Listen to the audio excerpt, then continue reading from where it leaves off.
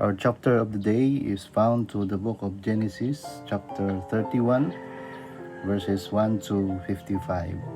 Verse 1 says, Now Jacob heard the words of Laban's sons, saying, Jacob has taken away all that was our father's, and from what was our father's, he has acquired all this wealth. 2. And Jacob saw the countenance of Laban, and indeed it was not favorable toward him as before. 3. Then the Lord said to Jacob, Return to the land of your fathers, and to your kindred, and I will be with you. 4.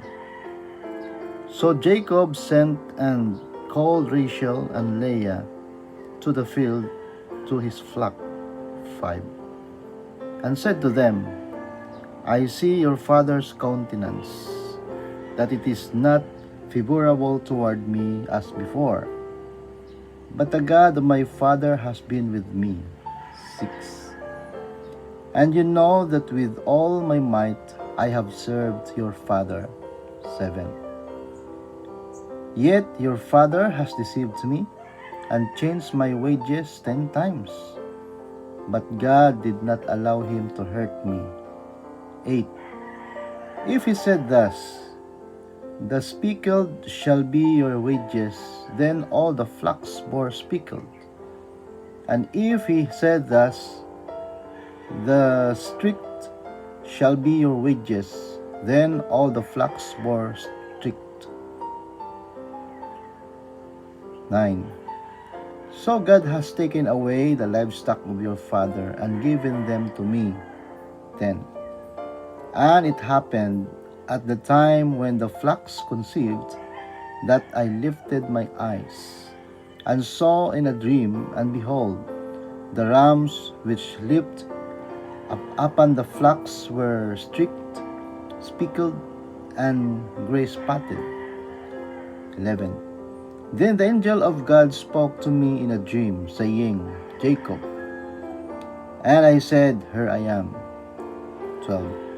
And he said, Lift your eyes now and see, all the rams which leap on the flocks are streaked, speckled, and gray-spotted. For I have seen all that Laban is doing to you. 13. I am the God of Bethel, where you anointed the pillar, and where you made a vow to me. Now arise, get out of this land, and return to the land of your kindred. 14. Then Rachel and Leah answered and said to him, Is there still any portion or inheritance for us in our father's house? 15. Are we not considered strangers by him? For he has sold us, and also completely consumed our money. 16. For all these riches which God has taken from our father are really ours, and our children's. Now then, whatever God has said to you, do it. 17. Then Jacob rose and set his sons and his wives and on camels. 18. And he carried away all his livestock and all his possessions, which he had gained, his acquired livestock, which he had gained in Padan Aram, to go to his father Isaac in the land of Canaan. 19. Now Laban had gone to shear his sheep, and Rachel had stolen the household idols that were her father's. 20. And Jacob stole away, unknown to Laban the Syrian, in that he did not tell him that he intended to flee. 21. So he fled with all that he had. He arose and crossed the river, and headed toward the mountains of Gilead. 22. And Laban was told on the third day that Jacob had fled. 23. Then he took his brethren with him and pursued him for 7 days' journey, and he overtook him in the mountains of Gilead. 24. But God had come to Laban the Syrian in a dream by night and said to him, Be careful that you speak to Jacob neither good nor bad. 25. So Laban overtook Jacob. Now Jacob had pitched his tent in the mountains, and Laban with his brethren pitched in the mountains of Gilead. 26. And Laban said to Jacob, What have you done? That you have stolen away unknown to me, and carried away my daughters like captives, taken with the sword? 27.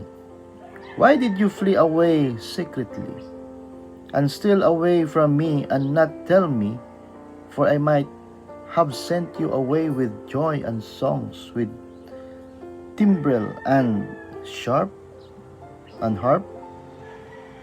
28. And you did not allow me to kiss my sons and my daughters.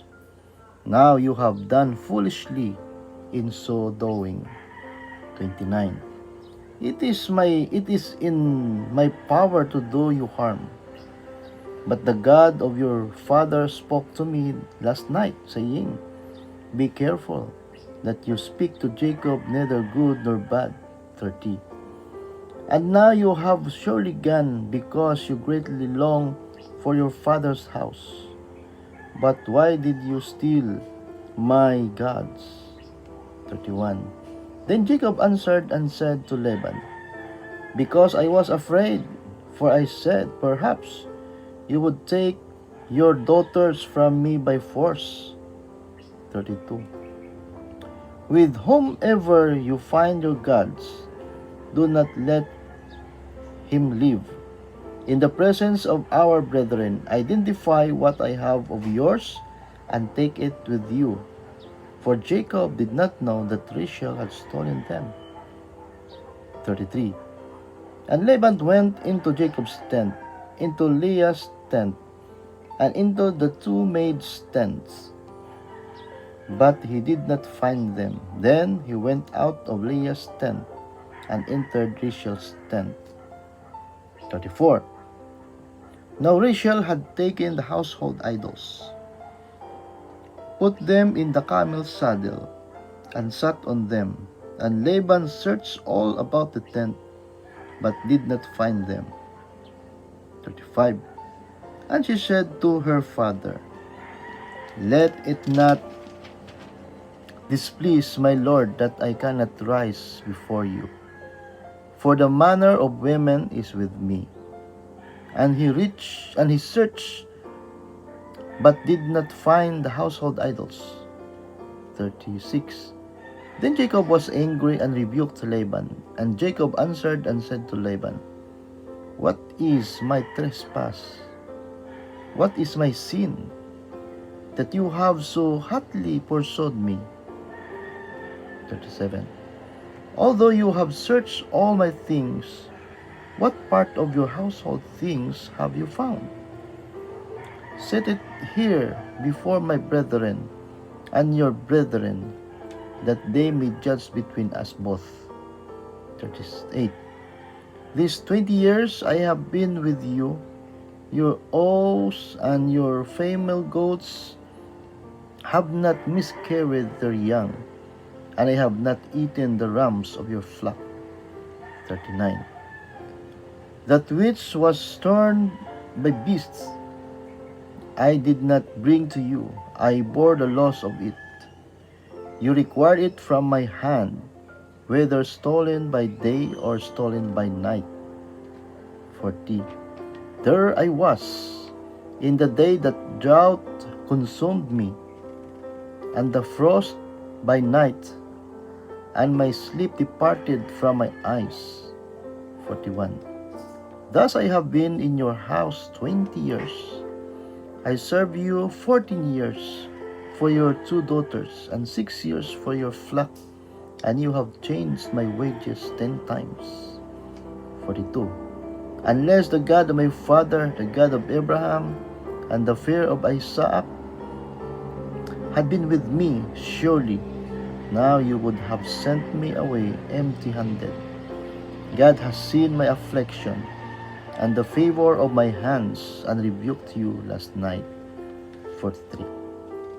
And Laban answered and said to Jacob, These daughters are my daughters, and these children are my children, and this flock is my flock. All that you see is mine. But what can I do this day to these my daughters and to their children whom they have borne? 44. Now therefore come, let us make a covenant, you and I, and let it be a witness between you and me. 45. So Jacob took a stone and set it up as a pillar. 46. Then Jacob said to his brethren, Gather stones. And they took stones and made a heap, and they ate there on the heap. 47. Laban called it Jegar Sahadutha, but Jacob called it Galid. Verse 48.